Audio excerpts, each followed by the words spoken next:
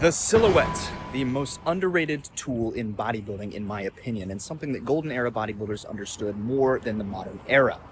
Now, we've already talked about the shoulder to waist ratio. We've already talked about arm, calf, and neck balance. And we've also already talked about building a huge and full chest, getting those pecs built up in order to build a golden era physique. Now we're tying everything together and talking about the overall package. Pretty much the most important thing when it comes to bodybuilding and what you want for a complete physique. So instead of measuring something, we're actually going to take a look at my physique, my silhouette, and what I need to improve in order to get that more golden era look. And now we're probably going to go back to a couple of the points that we made in previous videos in the series, and we're going to tie it together with some of the new things, new exercises and techniques when it comes to getting that overall better developed look. So let's go into the gym, see what everything looks like. I'm excited for this one because this is something I've actually never done, and so it's going to be a fun time. So let's make it happen.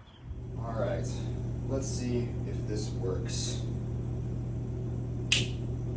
Oh, this is cool.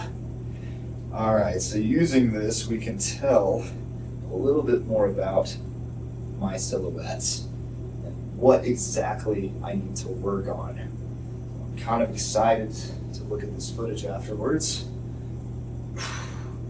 And if I had to make some guesses, I would say that probably the biggest thing in terms of improving my physique is increasing the overall size of my upper body, the sweep of the lats, continuing to build a little bit more of the sweep of that inside VMO, the vastus medialis muscle of the quad.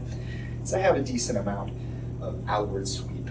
The lats obviously need to get a lot bigger, pecs need to get bigger, shoulders need to get wider, and I need to bring the waist in tighter. But other than that, pretty much just everything we've already covered in this series. Bigger calves, bigger arms, bigger neck, and things like that. Because right now, my physique, oh, it's good, and I'm happy with the results that I've gotten. It's really just not that exceptional. Nothing really stands out. I don't have that really classic look to my physique. So that is what we're going to kind of work with. That's what we're going to try to bring up. So this has been an insightful journey. So up next, we'll go ahead and take a look at some of the exercises that the old school guys used in order to tie everything together. All right, so we're going to start off with overall thickness and mass when it comes to things like the upper back, lats, hamstrings, pretty much the entire posterior side of the body. We have the staple posterior chain exercise here in the deadlift. Now, it is undeniable, whether you love or hate the deadlift for hypertrophy, that the deadlift is one of the best exercises for putting overall size on a person. If you do deadlifts and you've never done them before, you're going to get thicker, you're going to get stronger, and you're going to make a difference to your physique, whether that be a difference that you like or you don't like. I personally think that adding thickness to the entire body, especially the backside of the body, is one of the best ways to create a more unique silhouette, especially with the upper back, the hamstrings. When you have that sweep, it is just undeniable that you look big and you look strong. Up next, we have the single arm dumbbell row. This is going to be kind of emphasizing the upper back a little bit more. Notice that I'm not pulling the dumbbell back to my hip, as a lot of bodybuilding coaches will teach. I'm trying to pull this dumbbell up straight against gravity in more of a straight line, and that's going to help emphasize more of the rhomboids, the kind of mid-trap area, and the upper lat. And that is what we want to emphasize for that big kind of sweeping look from the side. I want my back to look like I have a turtle shell on it in most cases. And then for the width of the lats, we have wide grip pull downs. Now you can use any type of pull down or really any vertical pulling variation here, but this is just one of those staples when it comes to just getting that nice V-taper look all the way down to that small waist. And you want to emphasize the lats and make them look as big as possible, for these are kind of non-negotiable to do here. All right, moving on to upper chest.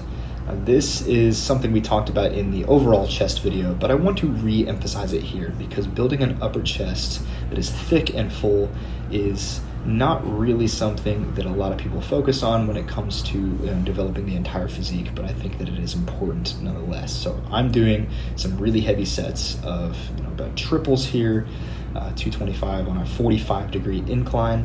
My goal is to get 315 on this exercise for this many reps.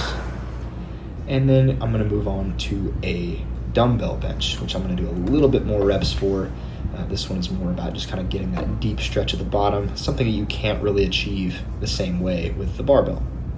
But these feel really good. I like these a lot for kind of finishing off the upper chest, and a lot of people would look at this and think that it's redundant, and I am one of those people. I used to have that mentality, kind of change the angle every exercise. But when it comes to really bringing up a certain weak point, in this case, the upper chest, it is important to hit it from as many different ways as you possibly can. So 2 presses. Up next, we're going to go to the long head of the tricep. Now, this is something that can really emphasize the size of the triceps, not to mention their strength in other pressing exercises.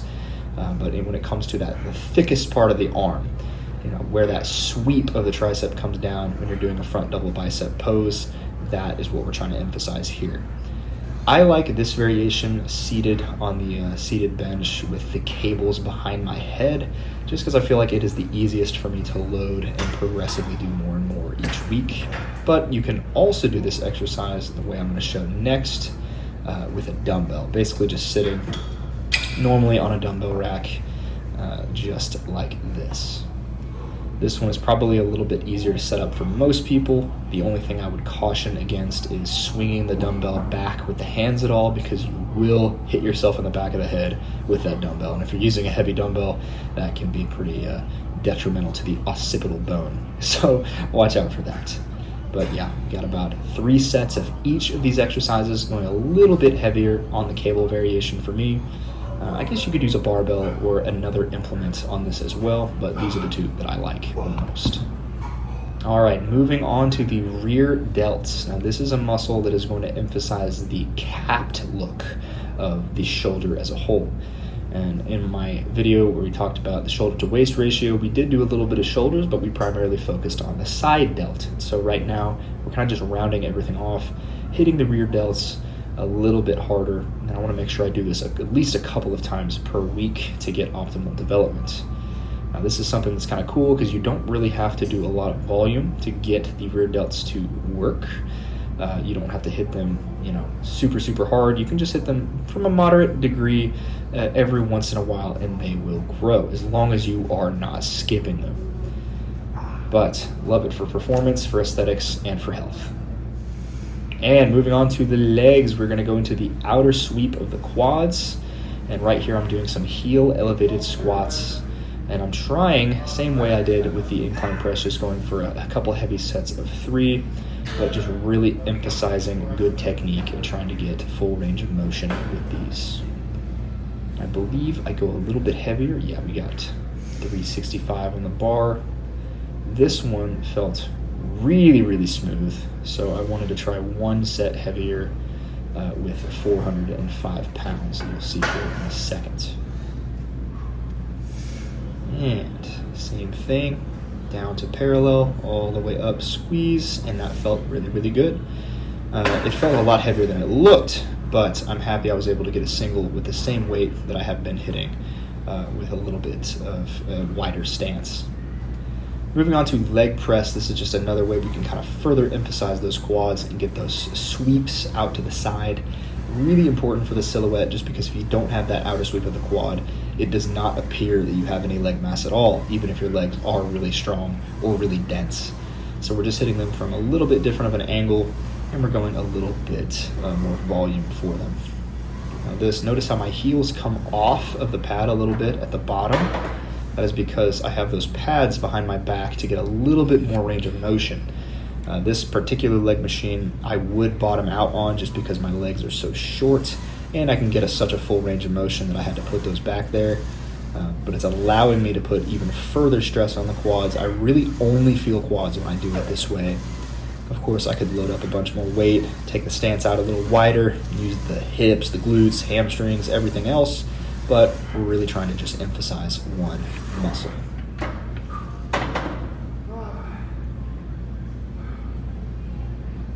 And next, we're just finishing off those quads with a little bit of leg extensions. Now this, I'm pointing my toes straight up in the air so that I can get kind of the full quad, a little bit of the vastus medialis as well as the vastus lateralis, and everything in between. I'm not really trying to emphasize one thing over another, just trying to hit as much of the quad as I possibly can. And so I'm going through this, and I'm going to hit a couple more sets. I believe on this day I hit 3, but we'll just show 2 for the sake of this video. You guys can see from this angle, toes are pointed straight up towards the ceiling. A lot of people will say that if you point them out to the sides, you can train a little bit more of the outer sweep of the quad, which is what we want here. And if you point them inwards towards each other, you can train a little bit more of that vastus medialis, or that teardrop muscle that's close to the knee. A lot of people like that muscle just because it shows even when you're wearing shorts. But finish off the quads nicely.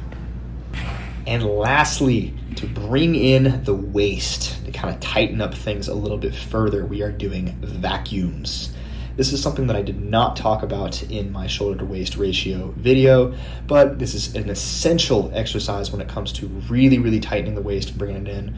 Basically what I'm doing is I'm exhaling all of my air, and then I'm trying to bring my belly button in and up as far as I possibly can in order to train the transverse abdominis and give me a lot of control over my waist while I'm on stage. This is something that is more important for bodybuilding than really anything else, but there have been some findings to show that the vastus lateralis, or not the vastus lateralis, but the transverse abdominis is important in preventing hernias. So I would say train vacuums if that is something that you are concerned with. Other than that, we're using 3 different positions. We're going lying on the back to have gravity actually assist us. We're doing standing to kind of be neutral against gravity, and then we're doing them leaning forwards so that we are going against gravity, which is the hardest variation. And then of course, a little bit of posing, which we will do later to further emphasize the control of the abs. All right, and that pretty much rounds off just about everything that we didn't hit in our earlier videos. When it comes to developing the full package of the physique, we have to pay attention to pretty much everything. And it's not just getting as big as possible everywhere. It's about picking the areas that are gonna make the biggest difference to our overall look, our silhouette, and hammering them. Now, I don't want to neglect anything. I'm not one of those people who says you should not train something for the sake of a certain look. I think you should train everything, but I think certain areas should get a little bit more emphasis than others. Now, in some classic golden era fashion, we're gonna finish up with a little bit of posing because I think this is gonna be the last video in this series for a while. I want to do a follow-up when I finally get the proportions and the golden era look that we're going for, but who knows how long that is gonna take me. It might be a very long time before I achieve my 18-inch arms, 18-inch calves, and all the other measurements and silhouette look that we've discussed. But for right now, we'll do some posing, see how we're looking in the current day, and then we'll go from there. But thank you guys so much for watching this series and following along. I've got a very special announcement in the next video, so please stay tuned for that. I'll try to get that out as soon as possible. But in the meantime, God bless and keep training.